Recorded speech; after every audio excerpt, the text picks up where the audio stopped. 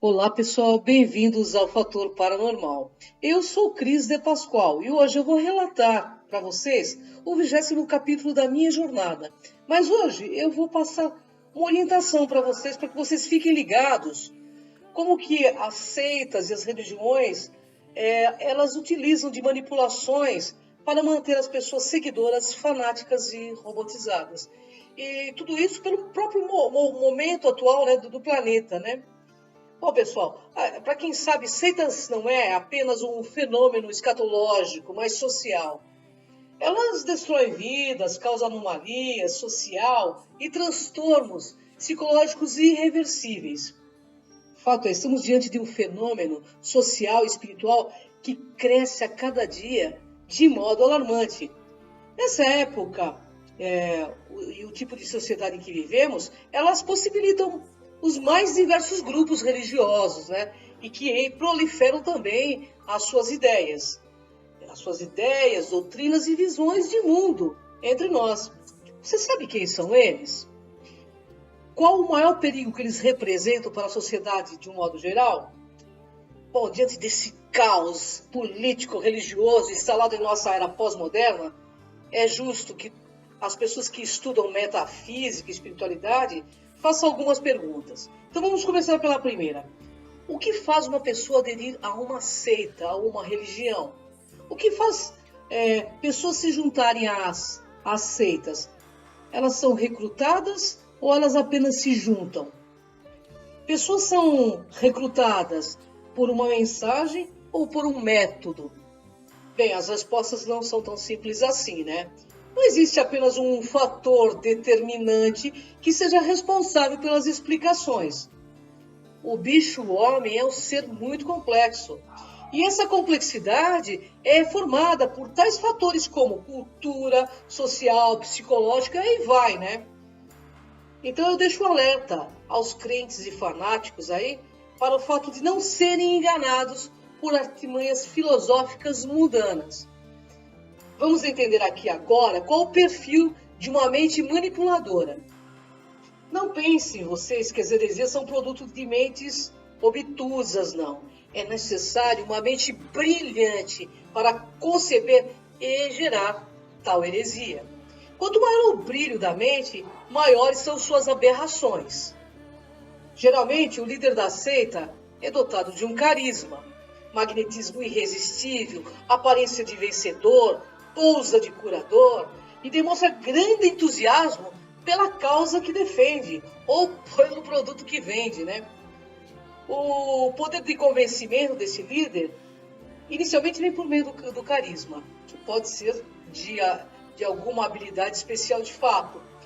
E esse carisma, pessoal, é em parte construída pelos adeptos, pois o discurso do líder vai ao encontro dos anseios e necessidades dos adeptos.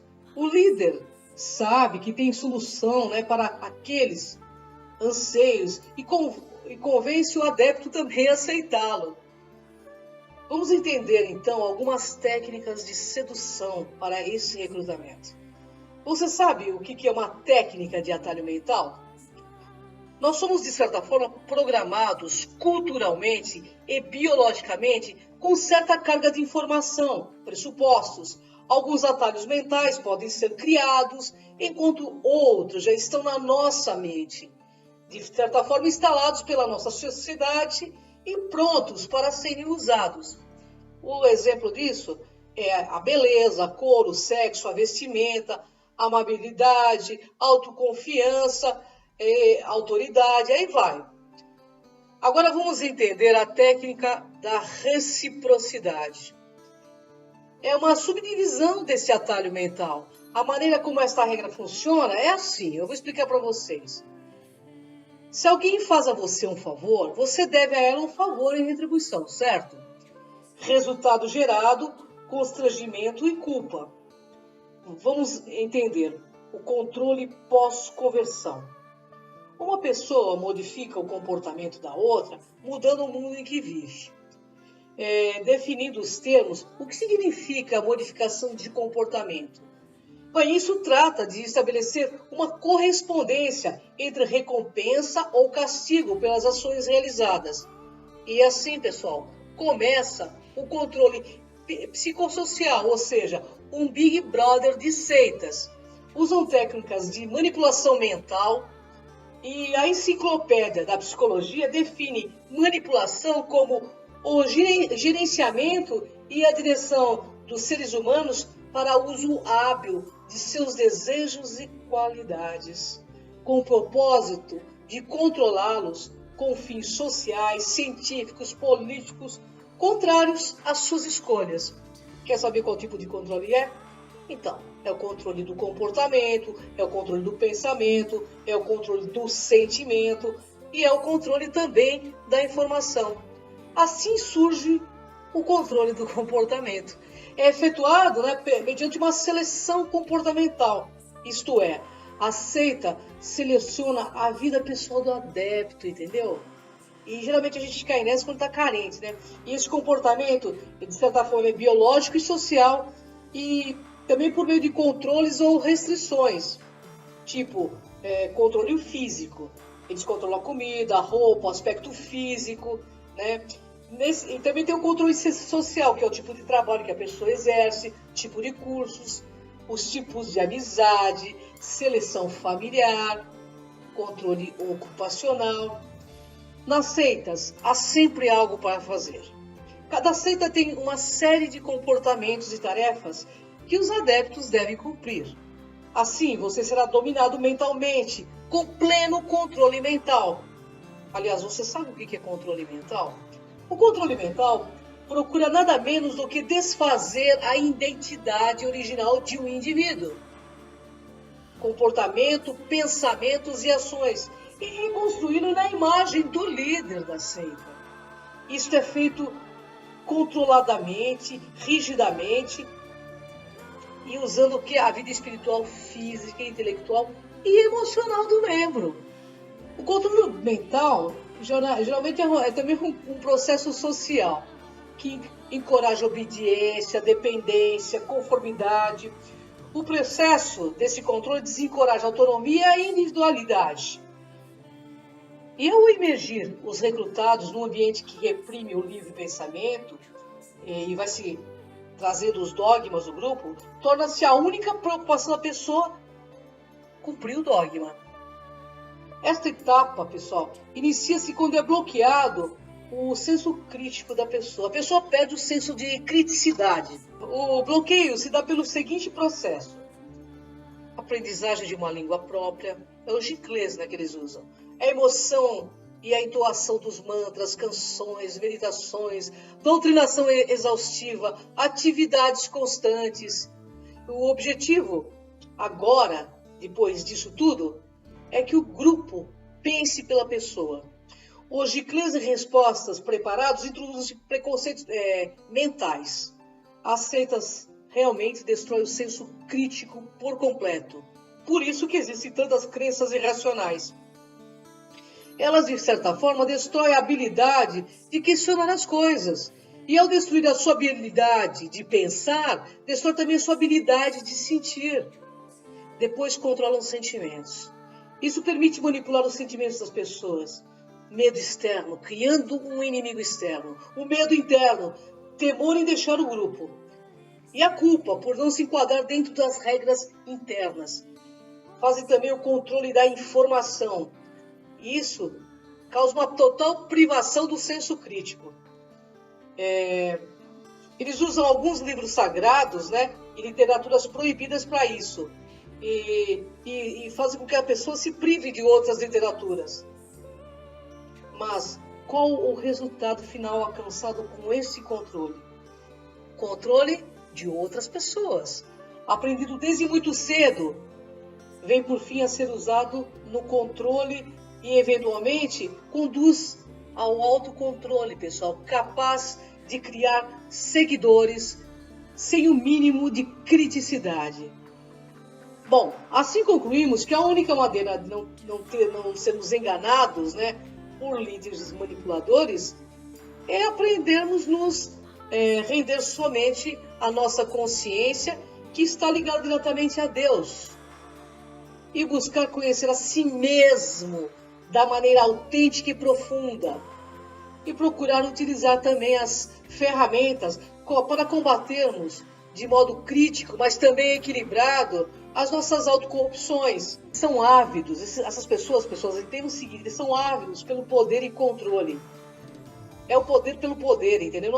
Não existe só uma questão financeira, eles têm avidez pelo controle da situação. E esse tipo de manipulador tende a manter um diálogo de charme para armadilhar as suas presas. Os manipuladores fazem apelo ao que mais profundo existe no ser humano, os sentimentos, os medos, as esperanças. E as técnicas, elas não diferem muito das utilizadas nas manipulações políticas, religiosas ou pseudocientíficas. Você sabe o que é um manipulador? Bem, manipulador é aquela pessoa que explora a boa-fé do outro, para, com isso, obter vantagens, dinheiro, prestígio. Geralmente são egos siderados, fugindo ou aparentando ter qualidades e habilidades que eles não têm, dons que, na verdade, nunca possuíram. As vítimas são frequentemente pessoas psicologicamente debilitadas, carentes, que atravessam uma fase de insatisfação ou que aspiram a uma vida melhor. E esse predador sabe ouvir você muito bem, obtendo assim dados das vítimas através de uma conversa hábil, oferecendo a promessa e obtenção do que elas desejam. Os manipuladores alimentam as suas vítimas com esperanças e promessas falidas, pois são sedutores natos, bons faladores, aprisionam a vida das suas presas numa teia alimentada dia após dia. E sabe pelo quê? Pelo medo. E com a ajuda inconsciente, inclusive, dos seus seguidores, que vão fornecendo dados sobre as ânsias e os medos das outras pessoas e as fragilidades da vida daqueles que estão aspirando a entrar na seita. A insatisfação social, profissional, familiar, né? Com os respectivos sintomas de depressão, com as ansiedades. E isso tudo torna as pessoas vulneráveis. Isso é dentro de toda a nossa sociedade. Esses períodos, né, que atravessamos, dificuldades, são verdadeiro oásis para esses mantedores da Matrix, para esses predadores da boa-fé.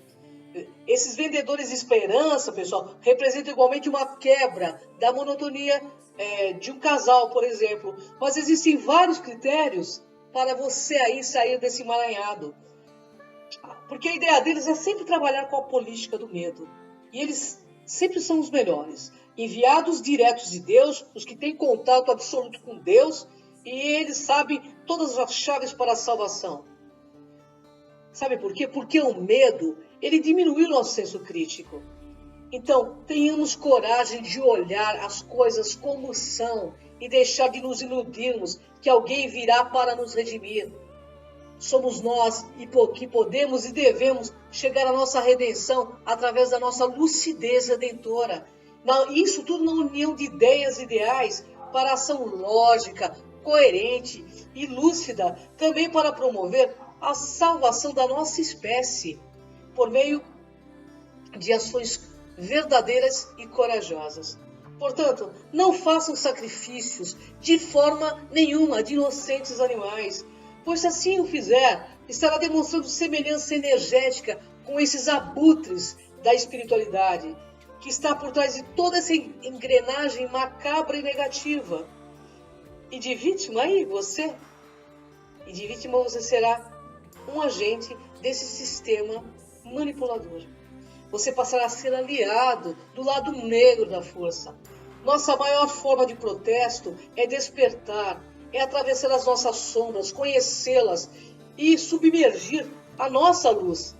Encarar a nossa luz, porque isso é de mais belo que todos temos. E saber quem somos nós. E abrir também mão dos dos comportamentos destrutivos, questionar para que eu estou fazendo isso e assim tomar posse da nossa consciência. Aí sim, despertaremos em um padrão de onda consciencial, onde causaremos o grande boom evolutivo da nossa raça. O que eles temem é o despertar da raça humana. E como está escrito no templo de Delfos, homem, conheça-te a ti mesmo. Começa agora o seu despertar. Tenha coragem de se olhar de frente. Estamos num momento único de uma grande transição em nosso planeta. Cabe a cada um de nós dar o primeiro passo para o encontro da nossa grande luz chamada consciência. Vem comigo nessa jornada.